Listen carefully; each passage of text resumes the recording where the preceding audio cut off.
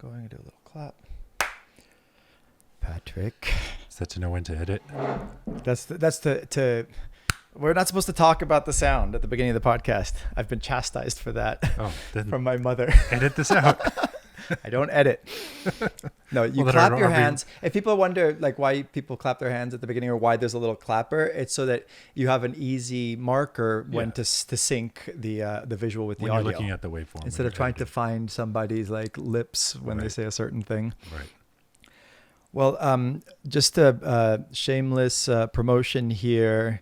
We never promote anything on this podcast, but Patrick has a book coming out. I do. Your first. I do.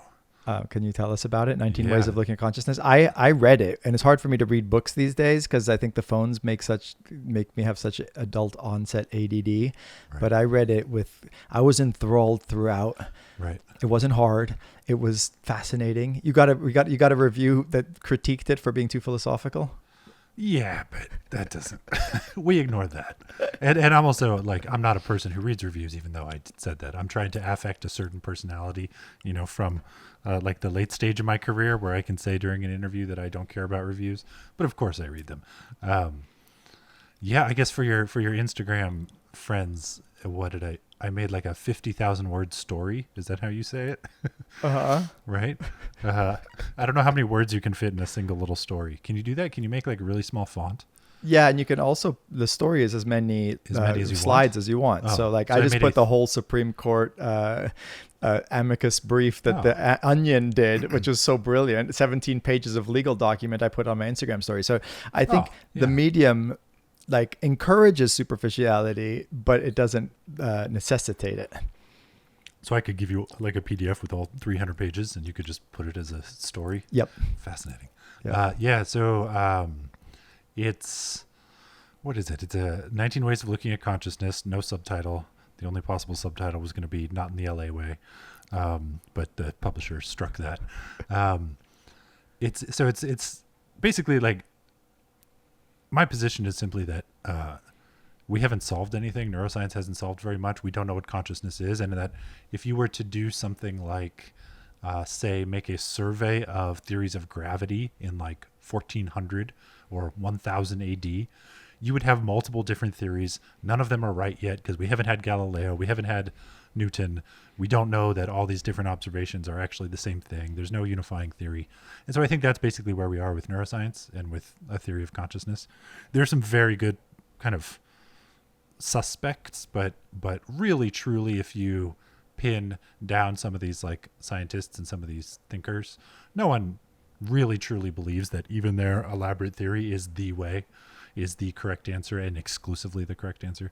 So what I did was like try to kind of like ghost write 19 different ways, 19 different theories, and explain like one single moment from 19 different perspectives. It's based on there's this old book, 19 Ways of Looking at Wang Wei, which is, I've mentioned this on the podcast before, but it's like 19 different translations of a single poem. And I've always thought that was really beautiful because it like, much like just inner subjectivity and what it's like to be anything in this world, like there's no one way to do it. It's everyone's different. People literally see different things when you're looking at the same thing, depending on if you have like different color receptors. Women have, I think, 4 color receptors in their eyes and their retinas, whereas men have 3. There's like, so we literally see color probably very differently from women. Not always, but yeah, probably at some like kind of edge case threshold. But I can't help ask and wonder if there was such a book on gravity and in the year 1000 and they wrote 19 Ways of Looking at Gravity, would they have gotten anywhere closer to? Right. So I, my goal, if it could be, air quotes for people listening on the radio, is basically just to take someone, there's some teenager out there, some like undergrad, who's brilliantly doing whatever he or she is doing, and she's in some statistics class right now, like maybe going into like oil surveying. That's her goal. Or maybe she's going to do climate change or something. And My goal is to like redirect some people, some brilliant people in the next generation of thinkers and the next generation of academics and scientists, so that one of them figures it out. Like, I don't think it's me. We're all old. The old guard is dying off. There aren't that many young people writing books about consciousness. That said, you're the youngest, you said, person who's writing an academically about consciousness right now. I mean, you're on the fence between the young and the old, maybe. Yeah, I'm somewhere in like kind of the next generation of thinkers. If you look at a lot of these podcasts or just kind of places where the people who have the theories, it tends to be professors who have tenure. It's you study consciousness when you get tenure, right? Like, it used to not be taken seriously. Even when I was in college in the 90s, the famous philosopher John Searle, who was one of my professors at Berkeley, said, it's okay to think or talk about consciousness, but get tenure first. Exactly. And so that actually, interestingly, that creates an age range. It creates an age limiter, right? Imagine, I guess the equivalent would be like if there were some profession or some way of thinking out there that you weren't really allowed to start until you were 40 or 50, right? That's kind of what the academic push against consciousness research has done. What was it about it that just because it was so hard to say anything meaningful about it? Partly that, and partly because it's not very falsifiable. So one of the standard criteria in science, you want to look for science that is falsifiable, which means you have a theory that your data can that you could come up with a scenario where a set of data would disconfirm it. That's the most powerful thing you can do. You don't prove things in science; you disprove them kind of serially and rapidly. Mm-hmm. And like, what the hell are you going to do? How are you going to disprove subjectivity? Like it's or whatever the hell's going on the inside of everyone's head. And we use like language, and our tools are barbaric. I mean, language is a terrible translator. It's good. It's okay. It's functional, but it's fundamentally like a highly compressed and often you know how like you can take like a JPEG and or just a picture, like a raw picture, and then you just compress it enough, and at some point it'll cross the threshold where it's indecipherable. You can't tell what's going on. Language is like a JPEG for what's actually going on the insides of our heads. We confront this all the time when we're in dialogue with other people or in relationships or just like trying to get across what's going on the inside of our head. Mm-hmm. Language doesn't do it all. We need other things like music and art and all kinds of other stuff. And so this book is really my response to like my frustrations at that, where the way that I perceive it is that very few people seem to embrace the fact that consciousness research is a translation problem fundamentally. And so in the same way that 19 Ways of Looking at Wang Wei just kind of gave us like uncritical views of 19 different translations of the same poem, I thought maybe I'll just take one moment, like my favorite moment that I've heard about in neuroscience, and then just describe it 19 different ways. Do you want to say what that moment is? The moment is there's a neurosurgeon in LA, Itzhak Fried, and he had a patient, a teenage girl who had epilepsy. And when you have epilepsy, some epilepsy, it's obvious where the seizures start just based on the behavioral change. But when it's kind of drug resistant and untreatable and you don't really know what to do, they actually do this wild thing, which is drill holes in the person's skull and implant electrodes. And then those electrodes act kind of like seismic detectors for the seizure. And the person waits in the hospital until they have a seizure. Literally like with these electrodes sticking out of their head and their brain activity recorded on like a screen behind them, they wait, because seizures, you can't control them. You don't know when they're going to happen. So you pray and hope that they have one while they're in this state. And kind of interesting, well, I thought this was kind of interesting as someone who doesn't sleep well and drinks a lot of alcohol. The two ways to induce a seizure in the hospital are to give them alcohol and sleep deprive them. That's how you get someone to have a seizure who's prone to them. And this woman, this teenage girl, while she had these electrodes in, they kind of consent and agree to do some neuroscience experiments, because it's like having the Webb telescope in someone's brain, right? Like the new fancy telescope to look out in the stars. It's like that, but they're having it inside just a person's head.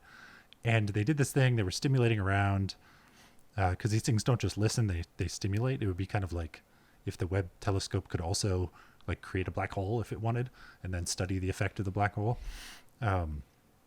I'll work on that analogy a little bit more, because then the telescope would destroy itself. But anyway, it could create some other things. Yeah, maybe a star. Yeah, something pretty and non-destructive. And she ended up laughing, and she laughed, and then the operating team asked her, like, why did you laugh? They stimulated a part of her brain. They stimulated a part of her brain, and she laughed. Mm-hmm. And she said, well, you guys are just standing around there all funny. And then they did it again, and they were like, well, the doctor just told a joke. And then again, and she was like, well, the fork that I'm holding is really funny. And so each time it was this fascinating thing where I think there are a few things going on there. One, did she know they were stimulating a part of her brain? No. Oh, you can't feel it. So she doesn't know. That's the control condition, right? Like she doesn't actually know when the stimulation is happening, but the doctors do, of course. Kind of like your clap, right? It's how you synchronize. They can synchronize the behavior to the. There, now you have to keep it in. You can't edit it out. Sorry, Mama Ruspoli.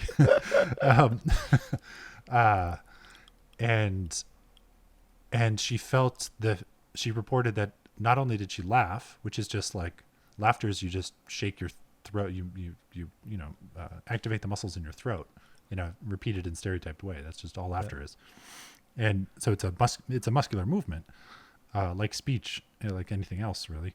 And she said she also felt joy and mirth alongside of it. So there's this really fascinating thing, which is like you had the basic neuroscience stuff, which is just the electrical activation of the muscles, but then you also had the subjective feeling of joy and mirth, and you had her brain confabulating using this JPEG compression of language. Like you had it confabulating all these reasons which were false, like the fork is funny and the doctor told a joke and all these things. Go ahead. I basically just tell that moment 19 different ways. Like if you believe in, theory X, how do you describe that moment? If you believe in theory Y, how do you describe that moment? Isn't it weird that the brain, as far as we can tell, is the seat of consciousness, but in a way it's not conscious?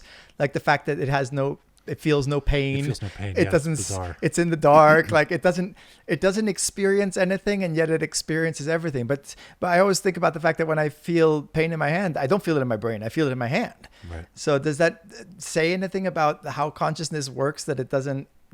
In this super complex, object that we call the brain, there's no actual stuff that you feel in there.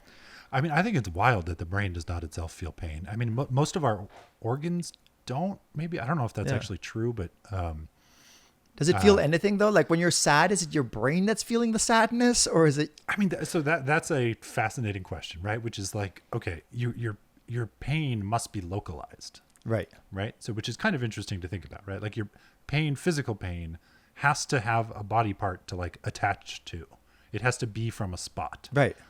But then we do actually feel things like existential pain or depression or sadness and things like that, but they don't really feel attached to like a single spot in the body. Right. They could even be attached to the world. Yeah, absolutely. They could be attached to the world. Maybe, I mean, that's where that's where poetry comes from, I think. I often think about this because if we're able to achieve some sort of artificial consciousness, it seems like it's probably going to depend on some system that is far away from wherever it's like expressing that consciousness, right? It's going to be some data center, right? That is like feeding this like networked brain, and might be very far away from whatever robot is like manifesting this conscious behavior. Well, but okay, let's imagine like in Tokyo, there's a data center, and that's the center of AGI, and its fingers and tentacles are like going to all the every bidet in Japanese hotels. Like that's the good choice. The tip of the fingertip. And that's where it would feel pain, I guess. I sincerely hope not. Anyway, I think this is a really great read. It's very, it doesn't require technical knowledge. And yet as a philosopher, I think it delighted me. And as a scientist, I imagine it would delight the scientist. You kind of straddle that that space between storytelling, like narrative, and philosophy and science in a really great way. And I just can personally highly recommend this book to all of our beloved listeners and watchers. Yeah. But wait, you wanted to talk about something else you've been thinking about. I've been thinking about some things too. Yeah. I went to see Roger Waters in concert in Las Vegas the other day, Great. and it was like one of the best concerts I've ever been to in my life. Ironically, the other great concert I went to, I was also Pink Floyd, and I was 14. I don't know. Did I tell this story when we were in Venice? I don't think so. I don't have a memory. I don't. I don't either. If I apologize if I did, but I thought about it the other day as I went to see that these two great concert experiences of my life have been bookmarked by by this band. When I was 14, they decided to play in a stage that they built floating on in front of Piazza San Marco in Venice, like hundreds of yards out in the water. And they just decided to give a free concert, and they announced it, the date, and 1 million people showed up in Venice. That's incredible. 1 million. Like the entire city, they were worried was going to like sink a little more because like every street was packed. The entire Piazza San Marco was like literally like as far as you could see, people like camping out on the ground and just like you couldn't walk.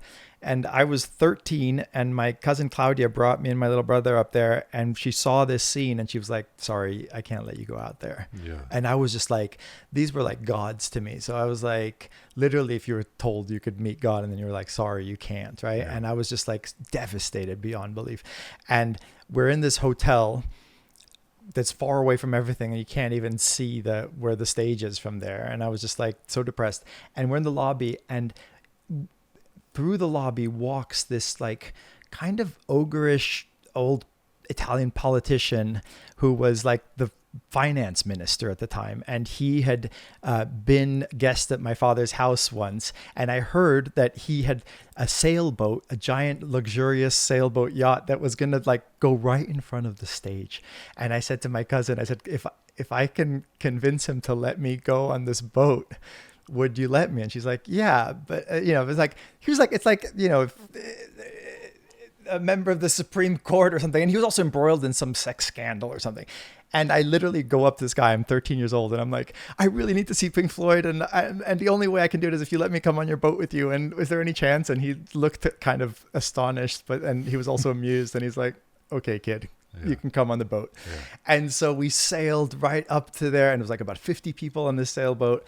And I got to see Pink Floyd as like almost as close as I am to you right now. Amazing. And but one of the things that you think of with Pink Floyd is that they're kind of an apolitical band. They were always a bit like I don't know, just very palatable to a 13-year-old, let's say.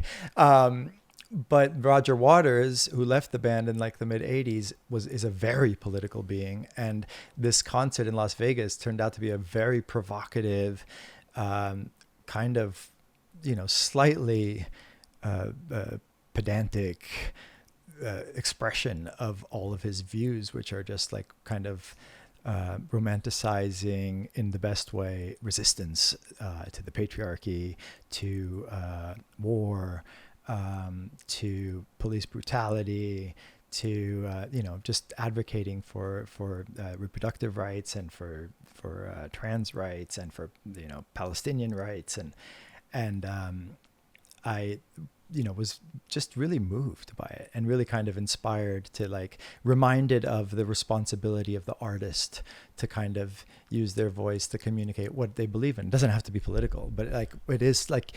I think that when someone takes that step, but then it was really interesting that there was, he pisses off some people, obviously. Like I could feel people squirming next to me. A lot of these like fans of Pink Floyd are like kind of apolitical or, an aging white, very American, I imagine a lot of Republicans, are fans. And then he started out the show saying, if you're one of these people who likes Pink Floyd, but hates my politics, you can fuck off to the bar.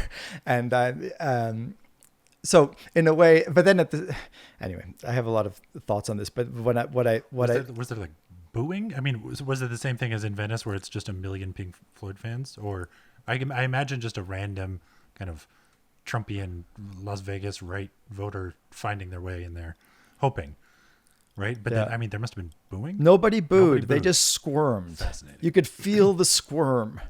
But what was fascinating to me was that, even amongst my like Instagram followers that I posted, like there are people who, agreed with like 90% of what he said, but disagreed vehemently with 10% of what he said. And therefore were like, fuck him. And it just made me, watching the show made me hopeful and excited about being engaged politically. But then the reactions made me think like, my God, if you don't align with somebody 100%, and I was reminded of this joke, which I think was voted like funniest joke about religion of all time, and like on some like poll that was done online.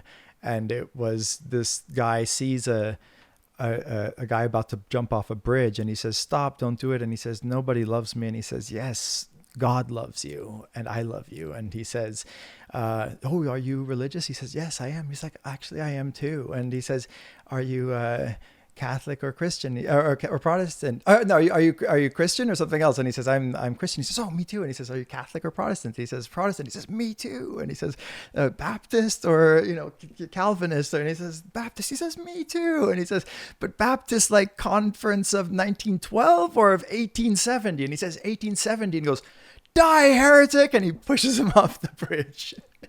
And I think that even on the left, there is this, obviously that's an exaggeration and it's a joke, but there's some, as in everything funny, there's some truth in it. And go ahead. Except the neurosurgeon stimulating the part of the brain that makes you laugh, right? Exactly. I mean, so you like humor and tell jokes a lot. Do you question? I mean, I sometimes question why I laugh. It's a weird thing, like why I laugh at one thing and not another, why you laugh at one thing and not another. It seems like there's a huge just variation, but I don't know, like I've stopped trusting people's behavior now that I have no idea what's going on behind I read that life is a comedy to those who think and a tragedy to those who feel. And since most of us do both of those things, I think that we're always confronted with both humor and sadness. And sometimes the two are very uncomfortably hand in hand. I remember being like 10 and going to a funeral and somebody like burst out laughing and it was super inappropriate, but it's a natural response to great. I think maybe it's a defense mechanism of some kind. I absolutely laugh when I'm most uncomfortable. I laugh. It's a thing I can't control. And then I guess jokes work by subverting some expectation, right? So you think it's going to go one way and then it like surprises you. So there's an element of surprise, right? Because you wouldn't laugh if you knew what was going to happen. Maybe. I don't know how to walk it backwards. I truly don't. I from that study, I don't understand then what it means to know that you laughed for a certain reason, or know that you like someone for a certain reason, or know that you like a certain movie over another movie for reason X. In the same way that girl, the thing that's so terrifying to me about that study was that the girl believed the answers she gave, right? So now here we are giving answers to say, okay, your Instagram followers, 90% agreed, 10% disagreed, and therefore they then had an opinion. Right. Overall, they decided to tell them to fuck off or tell them to applaud or something, or the people that were squeamish in the audience. It's like, why is it the case that we can trust our self-report most of the time if we know, based on this study, that sometimes the self-report can be just like a lie we come up with, like a lie our brain comes up with about why we like something or why we laughed or why we do anything. I don't know. It's almost like damning. I mean, the nature of explanation is interesting because there has to be able to be like layers of explanation that can all be true, right? I mean, you can have a physic, like at some level, the explanation for why something happens is probably reducible to some mathematical, physics equation. But then that doesn't obviate the fact that there's another explanation, which is like, you laughed because social, cultural. I said something funny, and then or I don't know. I mean, like you could give a neuroscientist explanation to how you feel pain, but you can also say I'm hurting because because my beloved relative died or something. Right. Right. And so the nature of explanation is an interesting philosophical domain. But then do you find it interesting that like most of the time when you're trying to resolve an argument or trying to resolve a conflict between two people, you resort to independent explanations? Like if you were mad at me or if I was mad at you, I would ask you like to explain your behavior. Mm-hmm. And you need some aspect of that to be true or close to the truth, right? In order for us to trust each other and for me even to seek an explanation. So I guess I just like, I don't know. I guess I've almost found myself like stuck in a corner where this 19 ways thing, this whole project that took me like 6 years, has now made me think that there's like 8 billion ways, or like as many ways as there are people, and that we have no hope, and we should just stop talking and stop explaining things to each other and stop assuming that like your version of, that you like this painting or this kind of art or this movie and not that movie, or this musician and not that musician, because it's some thing that you've chosen as opposed to it being chosen for you. Yeah, it's a similar sense that I had. Like I was so hopeful politically about being engaged, and at the same time, then I thought if people don't agree with each other on every issue, they're gonna like focus on that thing that divides them, and dismiss the entire human.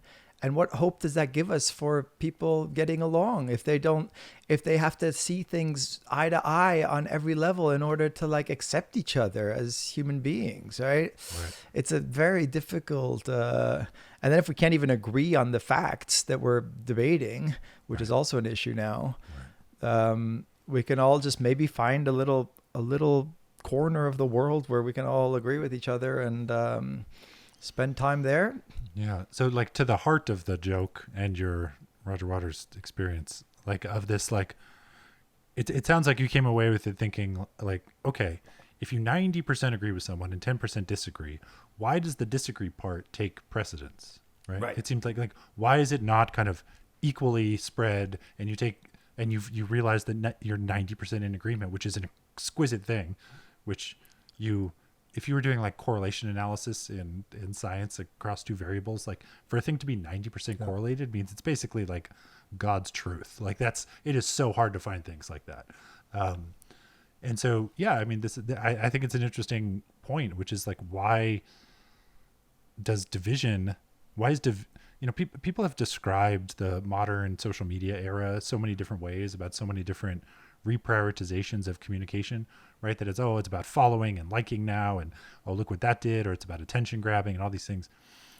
But it really seems to be about increasing divisiveness. Yeah. So people we're all getting trained now that it's the division which is the most important thing rather than the similarity. I mean, I would like to be able to like somebody even that if I not had 90% agreement, even if I had 0% agreement. Right. I would imagine a world in which I would say like, wow, we disagree on everything, but I love I love your way of describing and how you got to, especially as a scientist, I feel like you should, it always baffled me that like Dawkins is so upset about people being religious, when I'm like, where in your scientific view is there room for people believing anything except what they believe?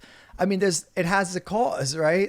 Whatever, if you have a kind of physicalist, kind of reductionist explanation for how things happen in the universe and in biology, then that's got to include people's beliefs. So you should just be intrigued and amused by the way people behave, the same way you are about the way a plant grows. Right. And to get upset about it seems kind of strange to me, right? I have a whole bookshelf at home that's dedicated to the kind of biology of religion, in part because I see it. So my PhD was in mind control parasites, right? And to change someone's mind about anything is a delicate and difficult thing, especially if you do it specifically, the specific thought or specific preference. And I see religion as one of the most successful mind control parasites that we've ever come up with. Mm-hmm. And so to your point, I see it that way. I frame it as an epidemiology. I frame it as like, how did this idea, rather than it being a physical protozoan, 7 by 1 microns, it's a amorphous thing with no physical shape or body, but yet still it has effectively found its way into the minds of most of the planet and is shaping our behavior probably more than any other single thing. You probably are giving the answer that Dawkins would give to me. He'd probably say that it is a physical fact, but it's a pathology that needs to be cured, and that he's part of the cure. I don't think mind control parasites are bad. I mean, I think I'm agnostic to their goodness or badness. I mean, they make little mice fall in love with cats. That's not what if what if that's a good thing? That means the mice will be going to the pound and adopting the cutest cat, bringing him home. I mean, I think all value judgment, it has to sit somewhere else besides science. I don't think you can, good and bad don't. Do you think they exist in? Can you derive some sort of opinion on something's moral value from a scientific? I mean, I can understand how it can inform it, but not be the source of it. I mean, language seems to be a good thing. It's created a lot, but it's also bullying wouldn't be possible without it. It's hard for me it would be hard, I think, to describe any innovation, tool, technology, anything, or even, and I consider cognitive evolution to be part of that, any step along the way to be universally good or bad. I think you can find both in everything. Right. But I tend to also be just a pushover. So I just kind of observe the world. I don't really have strong principled opinions about things. But so you said something earlier about kind of the phenomenology of relationships, that you kind of wanted to steer maybe the conversation in this direction. I feel like we're doing it accidentally, but I want to go directly there. As if I do anything accidentally. Yeah, well, so let's see. Maybe it's just the amount of experience I've had, where people friends, and you go to a movie, right? And some people like them and some people don't. Let's just take a very, very simple example. Some people like the movie, some people don't. But these people, and then the healthy debate afterwards is for me, the spice of life. That's my favorite thing in the world to do, is get out of a movie and then talk about it. And it would be boring as all hell if everybody agreed. So of course the disagreement rises to the top. But I actually don't understand why people disagree. I actually don't get it on a scientific level. I am trying to understand a little bit more. Recently, I've been thinking and doing research on a little bit more about if a lot of the things that we think of are personality quirks or personality differences are actually, or critical differences, are actually just based on phenomenological variance. And what I mean by that is that people are literally seeing, hearing, experiencing, remembering, carving, attending to different things in the world. So one example, the thing that made me think of this is, I met someone at a consciousness conference, and she was, she had ringing in her ear, tinnitus, and she was synesthetic, and which means the sound caused a color, a visual color in her mental imagination to actually appear. And it wasn't just a color, it was a complicated landscape. And when all other sounds were eliminated, that's when the tinnitus kind of kicks up for everyone. I have it also. I can confirm this fact. When it's quietest is when the ringing of the ear is the loudest. And what was so fascinating is she said, I find it to be a beautiful place to go at the end of every day, when all the other sounds, and I put my earplugs in, because it means I'm alone. And I asked her to describe what it was like on the inside of her head when she hears it. And she said, well, there's this kind of diffuse white cloud with these angled stripes, and it kind of reminds me of being underwater or flying. And so for her, it's an extraordinarily pleasant thing. For most people that have this, it's an extraordinarily negative thing. And it got me thinking. I remembered that there was this story from Vladimir Nabokov wrote a short story that he submitted to the New Yorker in the 50s, 60s, and it was rejected. It's called The Vane Sisters, V-A-N-E, the Vane Sisters. And it's kind of like a ghost story, I think. I don't remember it. There's a few characters, and it's a kind of bit of a ghost element to it. Someone's died, maybe. Someone's still alive. And at the very end, he hid, in the last paragraph, an acrostic clue, which he had never done before, and I think he said can only be done but like once in 1,000 years in literature. Like, you can't do that. You can't just hide puzzles in prose. And the story was rejected, and he's Nabokov, and he gets very upset about that kind of thing. And so he writes this like vicious response letter. And in the response letter, he's like, I think you didn't understand my story. There's an acrostic hidden in the last paragraph. How could you not see this? Here it is exactly. Here's how it changes the plot. Like, what the fuck? Why didn't you see it? Nabokov was synesthetic. So he had grapheme color synesthesia. He did, his wife Vera did, and his son Dmitri did. Wait, what they had? What did you call it? Grapheme color synesthesia. Which means? So that means that when you look at text, every single letter will appear colored. Okay. And I think that quite possibly the acrostic was obvious to him. Mm-hmm. Because he could see when he was writing it and would read it, print it out and read it on the page, he saw a colored pattern in the puzzle that he was trying to make. So it popped out. It was obvious to him. He didn't know that other people aren't like this, right? Mm-hmm. Nobody really truly questions and goes around and asks everybody, what's it like on the inside of your head? So my theory is, as if you could even explain it. As if you could explain it. And then even he, his wife, and his son had the same letter. So capital M was like violet to one of them, mauve to the other, and blue to, like, they saw the same thing with different colors. And like, you know, this thing, which is like the New Yorker rejects your short story, right, is a thing that all writers go through, and you never know why they do it. This is about this question of like, why do you like some things and not others? Why do people agree with 90% of Roger Waters' statements and not the other 10%? Like why? Well, I mean, it's easy to think about that. Like the consequence of believing it affects different people differently, obviously. I mean, if you, I think if you have a family member that's the victim of a violent crime, you might be more prone to believing that in some sort of punitive retributive justice. And if you've never been, I don't know. I mean, I'm just trying to fish an example out of a hat, but I'm wondering how much of my desire to be able to like engage with and accept and even delight in somebody who like disagrees with me, how much that depends on it not really mattering what we think, what I think, and what they think, right?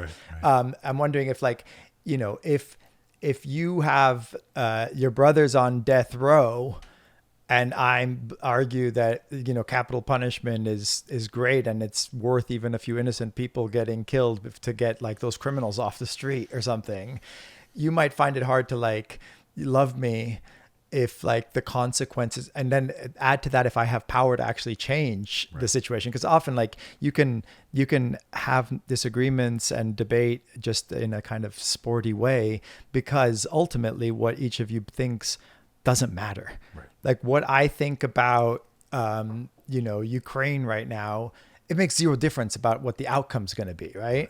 But if I think like it's okay to take out my aggression or my disagreement with you violently, and then the consequence of that is that if we disagree, I'm going to smash your face in, you might like find it harder to kind of accept my different point of view. Right. So there's almost like a causal proximity for some things, like the taking your aggression out on me would be closer in causal relation to my health and happiness than your opinion on somewhere across the world. Right.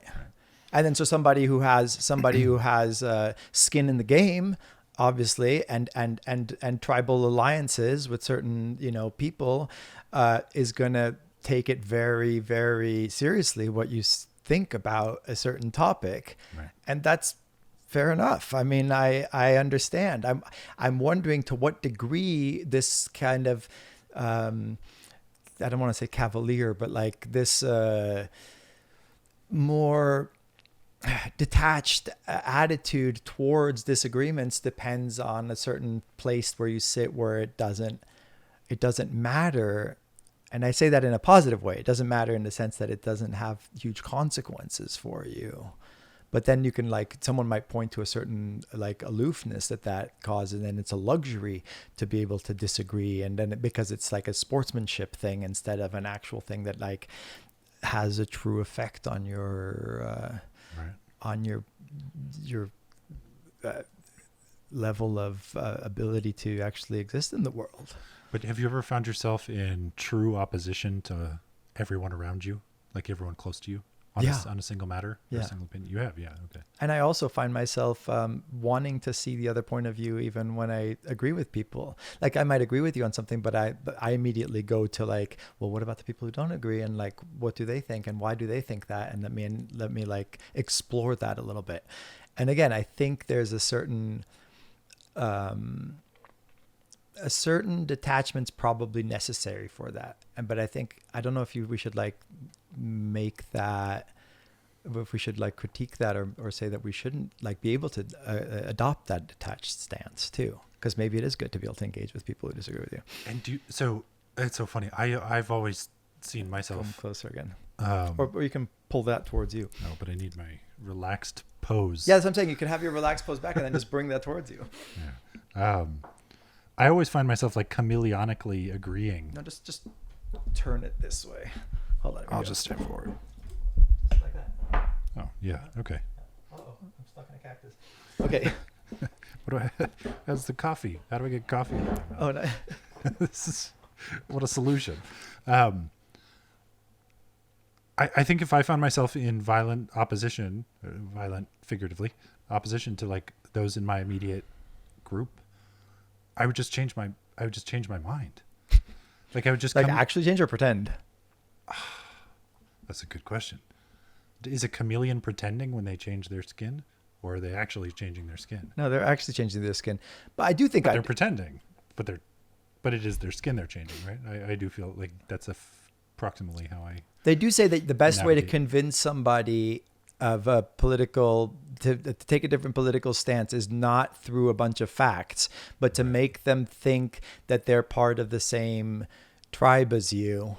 Right. And therefore like and focus on those things that make you similar. But this is what I mean by like, I see this as no different than a mind control parasite. Like I had so many lab meetings over the years, which are just, what is the step-by-step way in which the parasite gets into the brain? How does it, once it's there, affect its goal? What is its goal actually? Because there's no such thing as directly causing a mouse to like a cat. Like we don't know what that looks like in a neuron.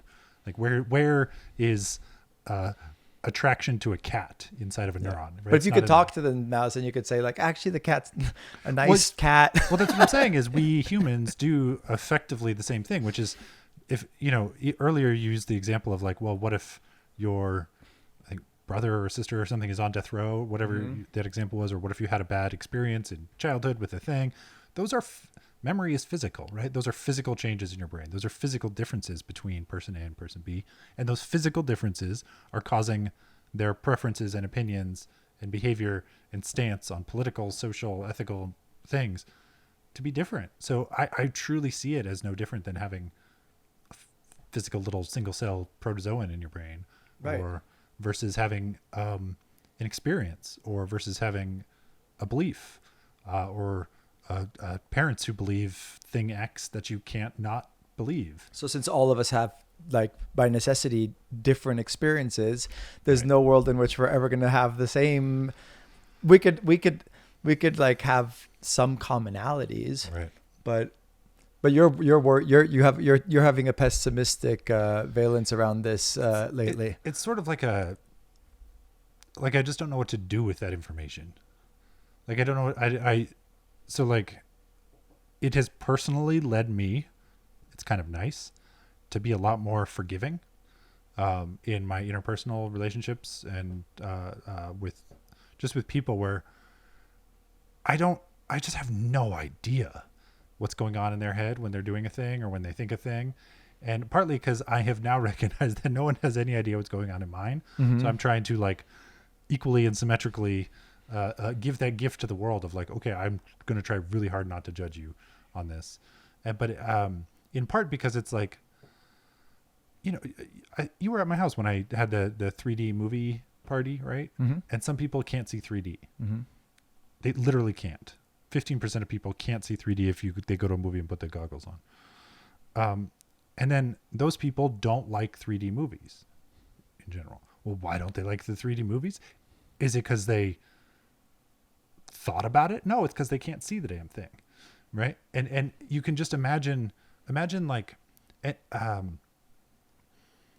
I don't know, like I believe that is true. I don't really have data for this, but I believe that we are going to eventually discover, when we're no longer in the Babylonian era of neuroscience, we will eventually discover that all of the things we thought of as most of the things we thought of as like interpersonal differences are going to come down to the fact that it's like, oh, on the inside of your head, you can't replay everything you've ever seen visually. So when you are feeling that thing about this person, it's because really your mental landscape is just very different. And so you're having what appears to be like a argument. But what it fundamentally comes down to is how quickly you retrieve memories. You know, like these little stupid things that we build, like almost like a vision. So you're saying like, when we argue, it's actually the same thing as the 3D movie. Like, yes. I'm just not seeing the world through your eyes. Yes. And therefore that's why I'm getting upset or angry about what you did or what you said or something like that. Sort of. And I mean, yes, but I would say it's even broader than disagreement. Like it also just comes down to preferences. So this is a thing where it's like a lot of disagreements have to do with people's preferences on things. I like this movie. I like that movie. Yeah. I like this country. I like that country. I like this moral philosophy. I like this religion. The Baptist versus Calvinist, you know, It's that kind of thing. You know, there might be one tiny thing that separates baptism. What is it called? Baptist? No, yeah, Baptist. From Baptistism? Southern Baptistism? Baptist from Calvinism. And it could be based on, you know, what if like 90% of, I mean, this is a completely ridiculous example, but like, what if 90% of Baptists are colorblind? And there's something about it in there that just helps them have a shared opinion on a thing. And that is actually what separates them out from the Calvinists. I just like, in the absence of information about how different our brains are, I personally think we need to take more of a forgiving stance when someone disagrees or you're really confused by someone's behavior. But of course, my ability to take a forgiving stance is probably dependent on some, you know, basic chemical thing too. So this goes back to what I was saying about Dawkins. Like, it seems, even when I listen to Sapolsky talk about like, oh, we should be more forgiving because free will doesn't exist. I'm like, in what world is there a choice for us to be more forgiving? And why are you trying to convince me that there's no free will? Like, when I'm going to believe what I'm going to believe based on a whole bunch of other stuff that we don't have any control over. Oh, no. Am I aging into Sapolskyism? I might be aging into it. No, but there seems to be a fundamental contradiction there between saying like, this is the truth and therefore we should believe this, and let me try and convince you of it. But then I guess the answer to that is you're saying, okay, I'm accepting that my place in this like causal network is to be the influence on you to change your mind about X thing. And then I'm not saying that you have a choice. I'm just saying that I've shown up for whatever reason to try and be one element in that equation, right? But yeah, we're diving into like deep, murky waters of free will versus determinism. Well, but like, you went to a concert. There were 80,000 people there. 60, I mean, it was a lot. Yeah, 160. Let's say 50. Did any of those people change their mind on anything? That's what I wonder. On a single position. I changed my mind. On what? On. I changed my mind, but I was. It reinforced. I think I changed my mind towards reinforcement, which is what happens. Like I hear if like pre-existing beliefs or beliefs that you had kind of I already not believe thought stuff, about. but I thought but maybe I didn't think of them as this quite so important. And then his passion made me think like, oh no, like it's really important that we engage with the world in a political way. Just say, let's take that as instead of the contents of what he was saying, let's just say like the artist as passionate political provocateur and activist.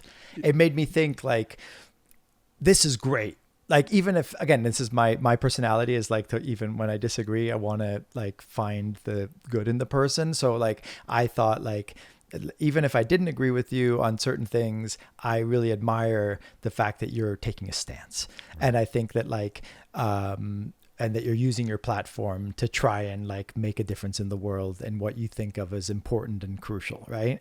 And that I saw him as like, a passionate, angry, but peace-loving human, and that he's trying to make the world a better place. And I thought, I got to go do the same thing. Like, we can't waste time and with superficialities, and we should like, and it doesn't mean that when I do it, it's going to be about politics. Right. That happens to be his thing. You know, it's like David Lynch when he talks about ideas in fishing, and he says, I'm interested in a certain type of fish, because he says ideas are like fishing, and he says you got to find these big fish that you have to go deep for.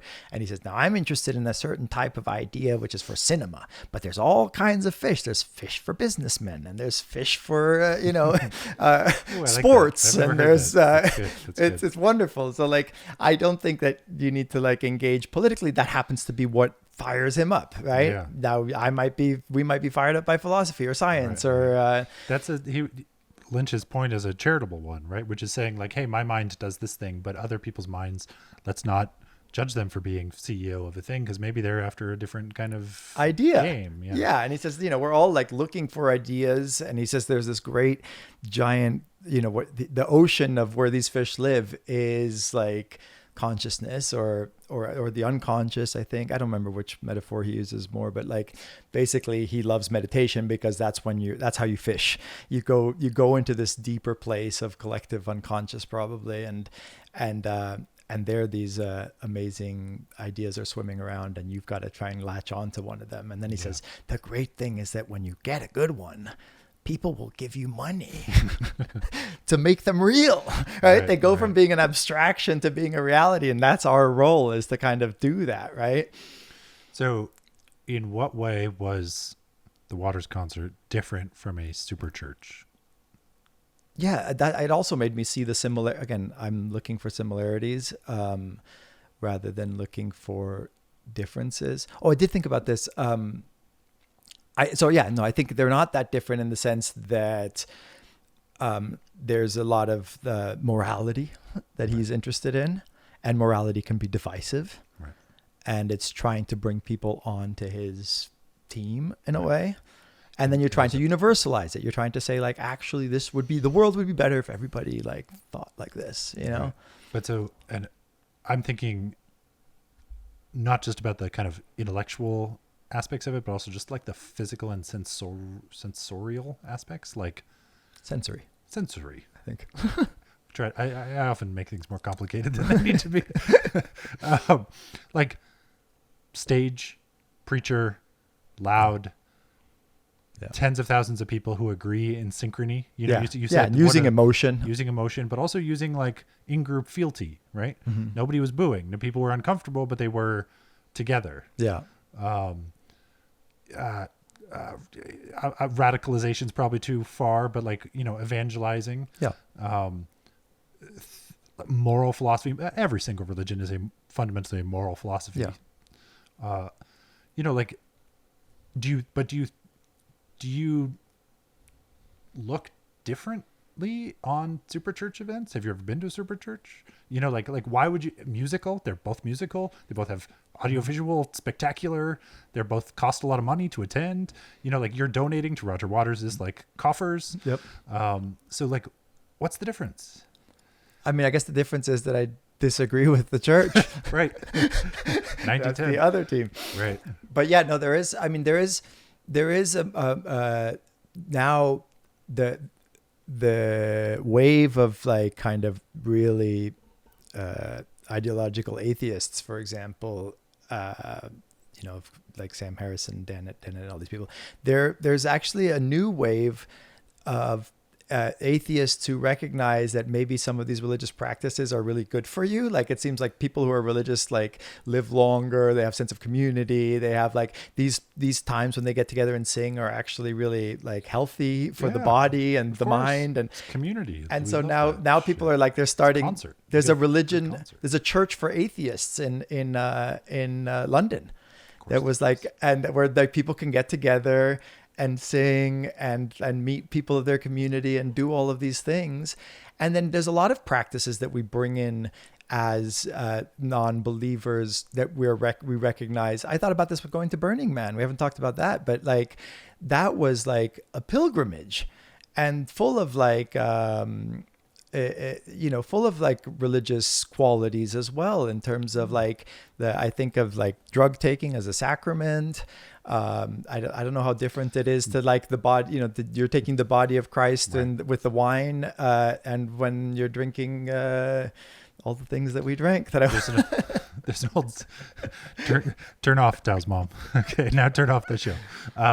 There's an old The Wicker Man, that movie, 70s movie, I think, the Scottish movie. I mean, these are rituals. These are rituals with a long, long religious history, right? Yeah, burning a thing.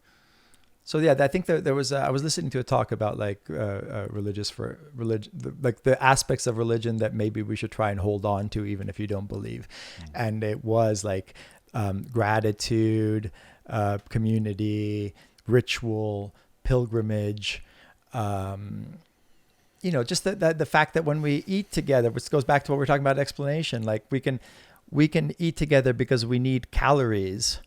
But that doesn't mean that we can't also eat together because we want to like break bread together and all of the layers of meaning of that go way beyond the calories in the bread. Like the sense of brotherhood we feel after we've eaten, and the sense of gratitude we have for like something outside of us, and the sense of like, so like, even saying, I was at a dinner recently and someone was talking about the beauty of people saying grace. And we decided, why don't we all hold hands and say thank you for this meal, to nothing in particular, but just thank you, right? And it was a beautiful moment. And when I've gone to houses of religious friends and they do this, I do always kind of envy it and recognize its beauty. And then my friend Mark Rathel, who I've always wanted to have on the podcast, and we will one day, but he's religious and he says that belief has nothing to do with it. Like he thinks, I was like, how can you believe this stuff? Like you're so educated. And he's like, I don't prioritize or privilege belief. I think I'm more interested in the practices that surround it and the meaning that they give to my life. Right, the philosophy, the moral philosophy of it, right? No, I think you would go. That also sounds too detached. Okay. No, it sounds too abstracted. Whereas I think as a kind of Heideggerian, he thinks it's a embodied practice that the moral philosophy sounds like something you could make explicit. Whereas I think that the idea, and I'll ask him when I finally get him on the podcast, but the idea is that you have the moral philosophy, insofar as it exists, is embodied in a way that's deeper than language, probably. I mean, do you think the kind of spirituality component to Los Angeles, right? It's everywhere. Do you think that's a kind of new version or an old version or an evolved version, or, so what I wanted to ask was, like in your close, or however you define your own social circles, like what percentage do you think believe in God? What percentage of the people that you consider and call good friends? Very few, I would say. Yeah. Unless in the most abstract way, like, that's where I'm wondering where people were. And I was even thinking like people that listen to this podcast, past, present, future, like how many of them would we guess are believers? I would say few. Something. But then I would also, as I went through kind of the rehearsal of that question and your answer in my head, I was thinking that a lot of people would say like, there's a huge amount of spirituality in this city, in Los Angeles. What does that mean to you? I mean, to me personally, or no, when you say the word spirituality, what do you mean? I mean a poor understanding of cause and effect, but wrapped in all kinds, wrapped in with a nice little blanket of social comfort. Okay. Tell us what you really think. I mean, blankets are totemic objects of comfort in all cultures. So I don't mind a good cognitive blanket, comfort blanket. But it's true. I mean, it infuses a lot of this town. And so I just wonder if it's actually more similar to belief in a God than we're realizing. I'm going to push back a little and say that maybe this spirituality, though, isn't defined by a lack of understanding of cause and effect. And I think that maybe it exists in a world where cause and effect don't matter. Yeah. It's like, which I would call a poor. Yes, go on. Sorry. Yeah. But I mean, I did, like I said, like a lot of my view on this, my kind of dismissive, my knee-jerk dismissive about this is constantly in my head being kind of resisted by the fact that like one of the most intelligent people I know has embraced like religious practices. Right. And there's no world in which you could say it's like in virtue of his ignorance. Right. So I start to wonder, like, and then I actually see more open-mindedness from him in our, when witnessing our way of life than I do from people in our so-called open-minded group. It's true. When they hear about somebody being religious, they're very kind of prejudiced against it, which I find fascinating. He would attend our libertine parties like Bombay Beach, etc. But not very we've few. Never gone to church. Yeah, we've never gone to church with him. Right. Exactly. So I think that maybe these practices fill some sort of necessary human need that is not necessarily ignorant of like a more scientific worldview, but just exists in a different domain. And, again, like maybe we can't reduce the explanation of why we like to eat together to some sort of like reductive scientific explanation of it. Or if it does, it misses the point.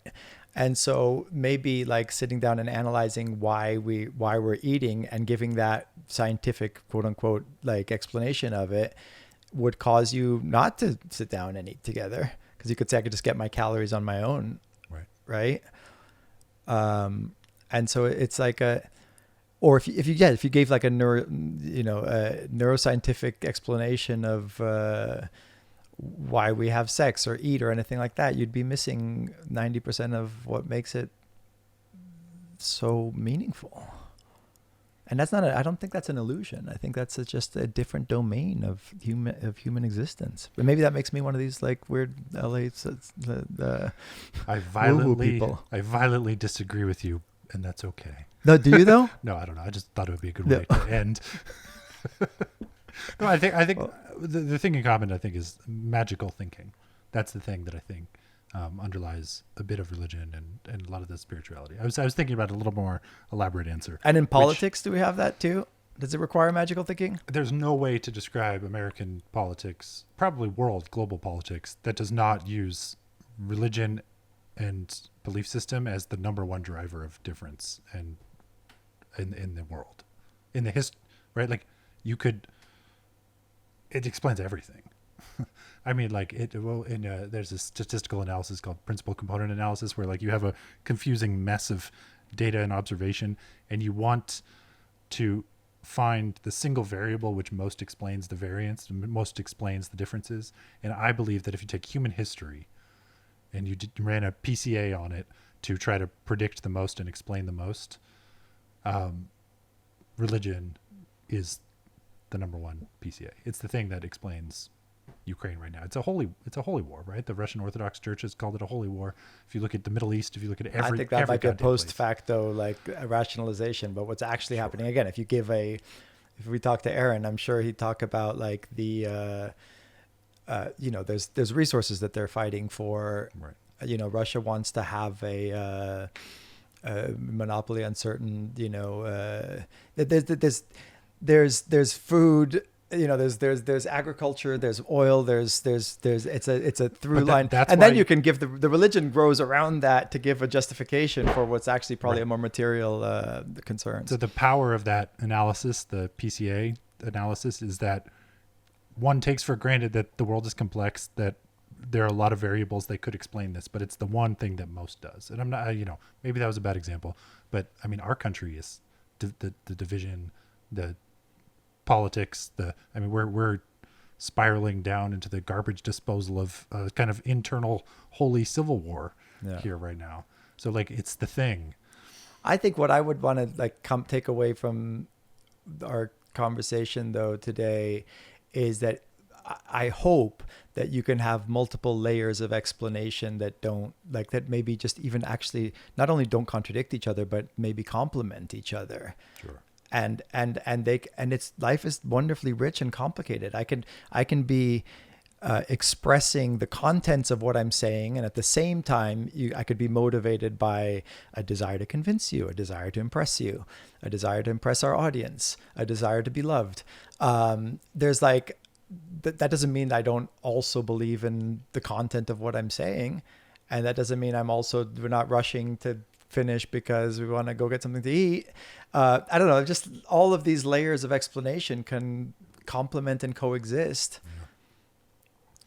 Are we going to give secular grace on our dinner tonight? Nah. Okay. I'm always so amazed when these podcasters go 3-4 hours, because I find it really physically taxing to sit here and burns up calories. Right? It's the most exercise I've done in weeks. Okay, so on that note, we got to eat. We were still recording? I didn't know that. Yeah, I'm going to stop right now. Okay. Thanks, Patrick. Oh, buy the book, 19 Ways of Looking at Consciousness by Patrick October House. 11th. October 11th, it comes out. Is there anything you want to say to people about helping to promote it besides buying it, or coming to anything, or listening to anything, or? The most useful thing is if you walk by a bookstore, just go in and ask if they have it, because if they don't have it, then they'll order it. Really? Usually, yeah, that kind of thing is super helpful, and that's something that can only be done in a grassroots way. Oh, I'm going to end on a joke. One of my favorites. This young man goes into a bookstore. He's very nervous, and he goes to the information desk, and he says to the woman, he's like, I'm looking for this new book. It's I don't know what it's called, but it's about living with a very small penis. And she looks in the computer and she says, I'm not sure if it's in yet. And he goes, that's the one. Really hard to get Patrick to laugh. But I don't know why I laughed. Goodbye.